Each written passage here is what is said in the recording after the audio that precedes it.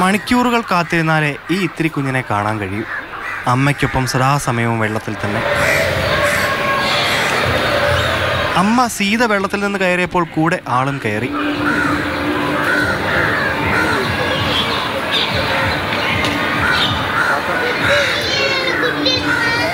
മൃഗശാലയിൽ തന്നെ ജനിച്ചു വളർന്നതാണ് സീതയും. ഹിപ്പോകൾ പ്രസവം അടുക്കുന്നതോടെ കൂട്ടത്തിൽ നിന്ന് മാറി ആഴം കുറഞ്ഞ ഭാഗത്ത് പ്രസവിക്കുകയാണ് പതിവ്. പ്രസവം കഴിഞ്ഞ് ദിവസങ്ങൾക്കുള്ളിൽ തന്നെ കൂട്ടത്തിലേക്ക് കുട്ടിയുമായി തിരികെ വരികയുമാണ് ചെയ്യാറുള്ളത്. പൊതുവെ ശാന്ത സ്വഭാവക്കാരാണെങ്കിലും പ്രകോപനമുണ്ടാക്കിയാൽ ആക്രമിക്കാറുണ്ട്. ഹെൽത്തി ആയിട്ടുള്ളൊരു കാഫിനെയാണ് നമുക്ക് കിട്ടിയത്. അത് മെയിലാണോ ഫീമെയിൽ ആണോ എന്ന് നമുക്കിപ്പോൾ ഐഡൻറ്റിഫൈ കഴിഞ്ഞിട്ടില്ല. കാരണം ഹിപ്പോ നമുക്കങ്ങനെ ഈസി ആയിട്ട് മെയിൽ ഫീമെയിൽ ഐഡൻറ്റിഫൈ പറ്റുന്ന ഒരു ജീവിയല്ല. വളരെ ക്ലോസ് ആയിട്ട് നോക്കിയാലേ നമുക്കത് അറിയാൻ കഴിയുള്ളൂ. അപ്പോൾ അത് നമ്മളങ്ങനെ ക്ലോസ് ആയിട്ട് ഇപ്പോൾ നോക്കുന്നില്ല. അതിനെ ഡിസ്റ്റർബ് ചെയ്യാൻ നമ്മൾ ഉദ്ദേശിക്കാത്തതുകൊണ്ട് ഫീഡിങ്ങിൽ ഇപ്പോൾ ചെറിയൊരു വ്യത്യാസം വരുത്തിയിരിക്കുന്ന ഹീറ്റ് സ്ട്രെസ് ഒന്ന് മാനേജ് ചെയ്യാൻ വേണ്ടി മാത്രം നമ്മൾ കുറച്ച് തണ്ണിമത്തൻ അങ്ങനെയുള്ള ഫ്രൂട്ട്സ് കുറച്ച് കൂടുതലായിട്ട് എൻ്റെ ഫീഡിൽ ഉൾപ്പെടുത്തുന്നുണ്ട്. അങ്ങനെ അല്ലാതെ ഇതിന് പ്രത്യേകമായിട്ടുള്ള ഫീഡിങ് വേറൊന്നും ഇതിനകത്ത് ഉൾപ്പെടുത്തിയിട്ടില്ല. നിലവിൽ ഒരാൺ ഹിപ്പോയും വിവിധ പ്രായത്തിലുള്ള 5 പെൺ ഹിപ്പോകളുമാണ് തിരുവനന്തപുരം മൃഗശാലയിലുള്ളത്. അവധിക്കാലം കൂടിയായതിനാൽ പതിവിലും വലിയ തിരക്കാണ് മൃഗശാലയിൽ.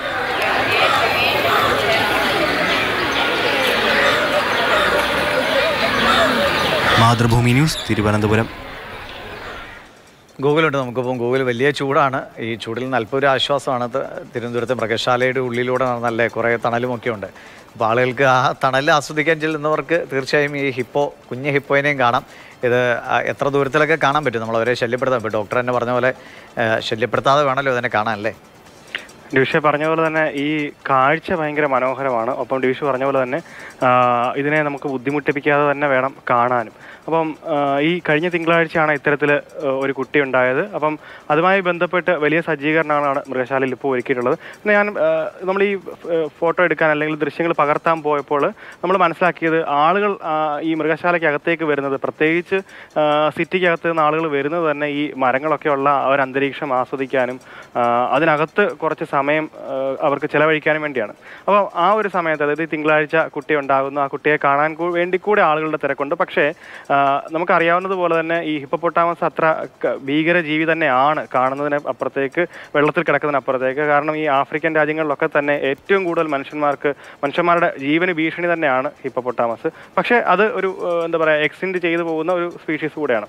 അപ്പം ഇതിനെ പ്രത്യേക ക്ലോഷറുകളിലാണ് നിലവിൽ അതിനെ താമസിപ്പിച്ചിട്ടുള്ളത്, അല്ലെങ്കിൽ തുറന്ന കൂട്ടിലാണ്. ഒപ്പം അതിൻ്റെ കൂടെ തന്നെ ഒരു വെള്ളത്തിൽ കിടക്കാനുള്ള സംവിധാനവും ഒക്കെ തന്നെ ഉണ്ട്. അപ്പം ഈ ഹിപ്പോസ് ഈ വെള്ളം ആഴം കുറഞ്ഞ ഭാഗത്ത് വന്നിട്ട് പ്രസവിക്കുന്നതാണ് അതിൻ്റെ ഒരു രീതി. കാരണം മറ്റ് ഹിപ്പോപ്പൊട്ടാമസുകൾ കുട്ടിയെ ആക്രമിക്കാതിരിക്കാനൊക്കെ വേണ്ടിയിട്ടാണ്. അപ്പം മനുഷ്യന്മാരുടേതായിട്ടുള്ള വലിയ ആൾക്കൂട്ടം ഉണ്ടെന്നുണ്ടെങ്കിൽ ആളുകളെ ഒഴിവാക്കാൻ വേണ്ടിയിട്ട് ഇത് സ്വന്തം കുഞ്ഞിനെ ആക്രമിക്കാനോ അല്ലെങ്കിൽ ഈ പറയുന്ന ആളുകളെ ഒഴിവാക്കാൻ്റെ ഭാഗമായിട്ട് വലിയ രീതിയിൽ 5 or 6 ഹിപ്പോസ് ഇതേ വെള്ളത്തിൽ തന്നെ ഉണ്ട്. അപ്പം അത്തരത്തിൽ ബുദ്ധിമുട്ടുണ്ടാവാൻ സാധ്യത ഉള്ളതുകൊണ്ട് തന്നെ ഇപ്പം നിലവിൽ സന്ദർശകർക്ക് വലിയൊരു വിലക്കൊക്കെ തന്നെ നിലവിലുണ്ട്. പക്ഷെ എന്നിരുന്നാൽ കൂടെ ആളുകൾക്ക് ദൂരത്ത് നിന്ന് കാണാൻ സാധിക്കും. അപ്പോൾ ഇത് വളരെ നല്ല ദൃശ്യങ്ങളാണ്. കാരണം ഒരു ദൃശ്യ മികവ് എന്ന് അല്ലെങ്കിൽ എന്താ പറയുക, മനസ്സിനെ കുളിർമയിലാഴ്ത്തുന്ന തരത്തിലുള്ള ഒരു ദൃശ്യം അവിടെ ചെന്നാൽ കാണാൻ പറ്റും. കാരണം കുറേ നേരം വെയിറ്റ് ചെയ്യണം ഇതിനെ കാണണമെന്നുണ്ടെങ്കിൽ. വെള്ളത്തിൽ നിന്ന് കയറി വരണം. വെള്ളത്തിൽ നിന്ന് കയറി വരുന്നത് തള്ള ഹിപ്പോ അതിനെ എന്താ പറയുക, വാ കൊണ്ട് തള്ളി നീക്കിക്കൊണ്ടാണ് വരുന്നത്. തള്ളി നീക്കിക്കൊണ്ട് വരുന്നു, പിന്നെ ഭക്ഷണം കഴിക്കുന്നു, ചെറിയ രീതിയിലുള്ള ഭക്ഷണം കഴിക്കും. ഭക്ഷണം കഴിച്ചതിന് ശേഷം അതിനെ വീണ്ടും ആളുകളൊക്കെ തിരക്ക് കൂടുമ്പോഴേക്കും ഇതും കൂടുതൽ എന്താ പറയുക, അതിനും സ്ട്രെസ്സൊക്കെ ഉണ്ടാവും. അപ്പോൾ കുട്ടിയെ മെല്ലെ തള്ളി നീക്കിക്കൊണ്ട് തന്നെയാണ് വെള്ളത്തിലേക്ക് പോകുന്നത്. ആ ദൃശ്യങ്ങളൊക്കെ വളരെ മനോഹരമാണ്. അത് കാണാൻ നമുക്ക് ഇപ്പം ഒരു അവസരമുണ്ട്. ഈ മൃഗശാല ഏറെക്കുറെ ഒരു 6-7 നിലവിലുണ്ട്.